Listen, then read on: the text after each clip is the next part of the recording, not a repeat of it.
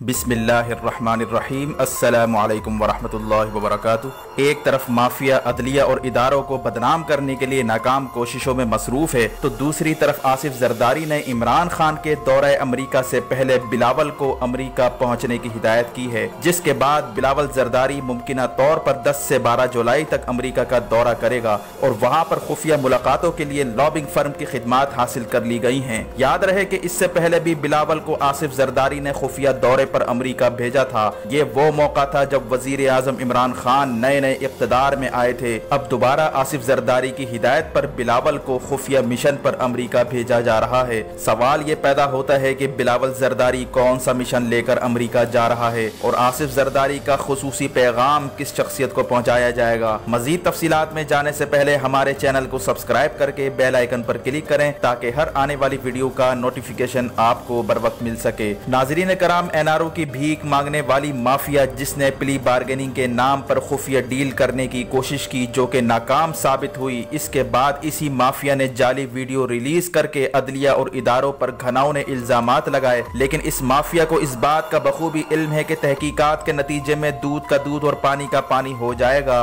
और इनकी ड्रामेबाजियों का पोल आखिरकार खुलकर सामने आ ही जाएगा। लेकिन ये माफिया इन ड्रामेबाजियों से एक नैरेटिव बिल्ड करना चाहती है ताकि इंटरनेशनल मीडिया में ये तासुर दिया जा सके कि पाकिस्तान में निजाम इंसाफ आजाद नहीं है। जैसा कि हुसैन हक्कानी ने अमेरिका में और इसहाक डार ने बरतानिया में अपने ही इदारों के खिलाफ प्रोपेगेंडा किए रखा है। लेकिन इस ड्रामे से उस वक्त हवा निकल गई जब जज अरशद मलिक ने अपने ऊपर लगाए गए इल्जामात से इनकार कर दिया। मरियम नवाज को इस बात का बखूबी इल्म था कि इस जाली वीडियो का भांडा आखिरकार फूट ही जाएगा, लेकिन इनका ख्याल था कि तब तक नून लीग के वर्कर्स को इश्तियाल दिलाकर इन्हें नवाज शरीफ की बेगुनाही का यकीन दिलाया जाए। और मरियम नवाज जो सियासी तालाब से अमलन बाहर है और 4 साल तक मजीद असम्बली से बाहर रहकर इंतजार नहीं करना चाहती, उसने अब फैसला कर लिया है कि वो इस जाली वीडियो के जरिए नवाज शरीफ बहाली तहरीक में जान डालने की कोशिश करेगी। वाज़ेह है कि इस किस्म की मजीद वीडियोज मंजरेआम पर आने वाली हैं और इन्हें तोड़ मरोड़ कर नून लीग के पजमुर्दा कारकुनान में नई रूह फूंकने की कोशिश की जाएगी। सूरत हाल कुछ यूं है कि ये माफिया 2 ग्रुप्स में तकसीम हो चुकी है।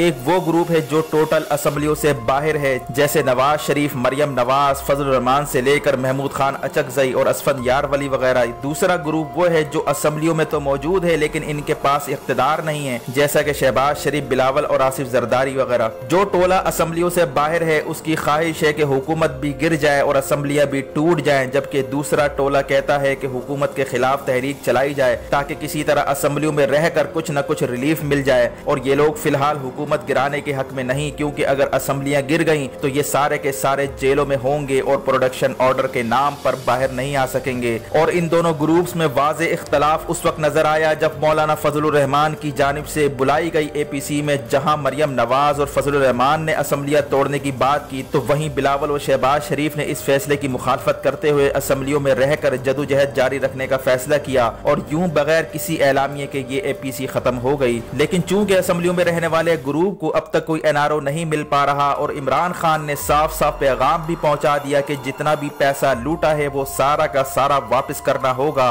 और अपने जुर्म का एतराफ करना होगा, और यही प्ली बार्गेनिंग की शराइत भी हैं। इसीलिए इस दफा इन दोनों ग्रुप्स ने मिलकर फैसला कर लिया है कि वो अदलिया और इदारों को बदनाम करने के लिए मुनज़्ज़म मुहिम चलाएंगे और हंगामे करवा कर हालात खराब करवाए जाएंगे। और इसका आगाज जाली वीडियो रिलीज करके कर दिया गया है। मरियम नवाज की पूरी कोशिश है कि इस जाली वीडियो को नून लीग के सोशल मीडिया के जरिए फैलाकर ऐसा बयानिया कायम किया जाए जिसके तहत अदलिया और इदारों के किरदार को दागदार करते हुए नून लीग के कारकुनान को इश्तियाल दिलाया जा सके ताकि हुकूमत के खिलाफ मुजाहरों के लिए लोगों को मुतहर्रिक किया जाए। और इस सिलसिले में तहरीक बहाली नवाज शरीफ का आगाज भी कर दिया गया है। हालांकि ये बात अब पत्थर पर लिखी जा चुकी है कि ये लोग एहतसाब से हरगिज नहीं बच सकते, ये उल्टा भी लटक जाएं, इन्हें जेलों की सलाखों के पीछे ही रहना पड़ेगा। एक तरफ ये माफिया जाली वीडियोस रिलीज करके इदारों के खिलाफ प्रोपेगेंडे में मसरूफ है, तो दूसरी तरफ आसिफ जरदारी ने खामोशी से बिलावल को अमेरिका भेजने का फैसला कर लिया है। और इस दौरे की तारीख और इसकी टाइमिंग बड़ी खुफिया रखी गई है। आसिफ जरदारी ने बिलावल को हर हाल में वजीर आजम इमरान खान के दौरे से पहले पहुंचने की हिदायत कर दी है। ये भी इतलात है कि बिलावल का ये दौरा रॉबर्टी ग्लोबल नामी लॉबिंग फर्म के कहने पर किया जा रहा है। ये वही लॉबिंग फर्म है जिसे नवाज शरीफ ने भी हायर किया हुआ था। इस लॉबिंग फर्म ने नवाज शरीफ से ऐसे ऐसे काम करवाए जो नवाज शरीफ की हुकूमत के खात्मे का सबब बने।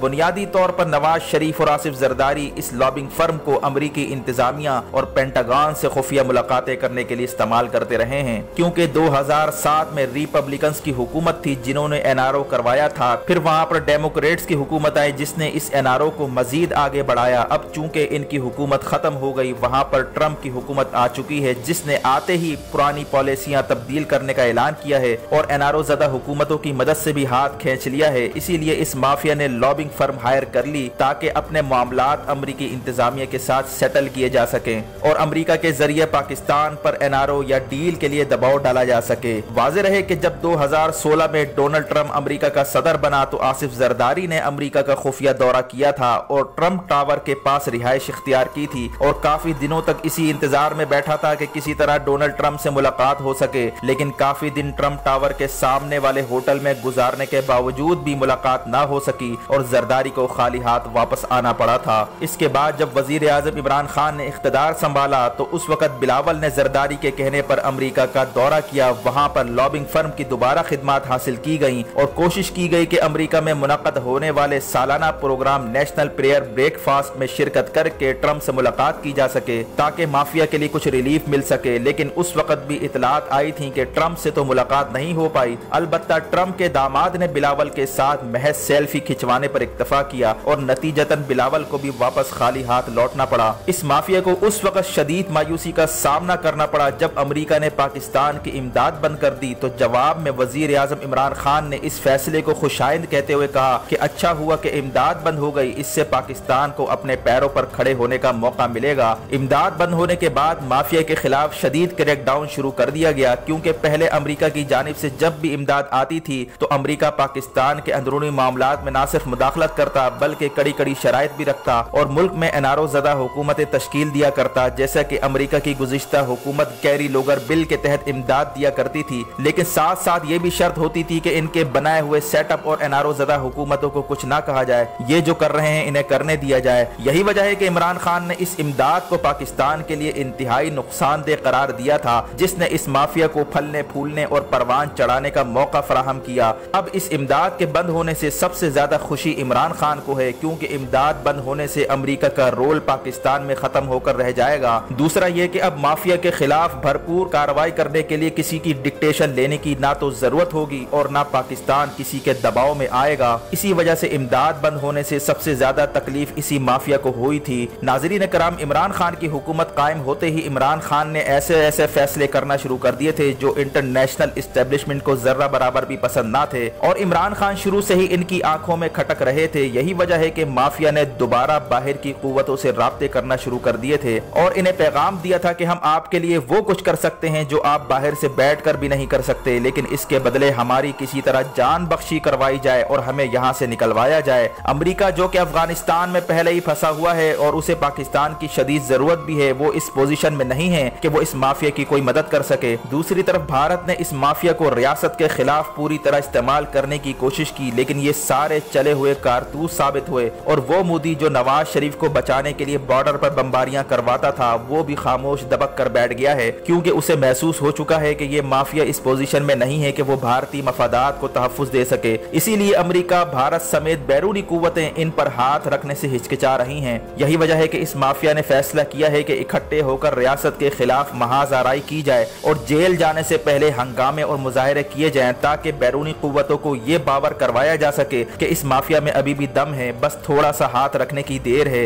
यही पैगाम देकर आसिफ जरदारी ने बिलावल को दोबारा अमरीका भेजा है। बिलावल जरदारी की अमरीका के इस दौरे में पूरी कोशिश होगी कि रॉबर्ट ई ग्लोबल नामी लॉबिंग फर्म के जरिए पेंटागन और व्हाइट हाउस की कुछ शख्सियात से मुलाकातें की जा सकें और इन्हें अपने दुखड़े सुनाकर इनसे मदद मांगने की कोशिश की जाए, ताकि डोनाल्ड ट्रंप इस माफिया को रिलीफ दिलवाने के लिए वजीर आजम इमरान खान से फरियाद कर सके। इससे पहले इस माफिया ने अरब ममालिक और तुर्की के जरिए इमरान खान को पैगामात भिजवाए थे, लेकिन सारी कोशिशें बेकार साबित हुई। अब बिलावल आसिफ जरदारी की फरियाद लेकर अमरीका जा रहा है, लेकिन व्हाइट हाउस को यह बात अच्छी तरह मालूम है कि जो शख्स अमरीका की इमदाद को जूतों की नोक पर रख सकता है वो किसी तरह भी डील करने पर तैयार नहीं होगा। वीडियो देखने का शुक्रिया। वीडियो को लाइक करके शेयर कीजिए और मजीद वीडियोस के लिए असलियत टीवी को सब्सक्राइब करते हुए बेल आइकन पर जरूर क्लिक करें, ताकि आने वाली वीडियो का नोटिफिकेशन आपको बर वक्त मिल सके। अपना और गिरदोनवाह के लोगों का ख्याल रखें। फी अमानिल्लाह।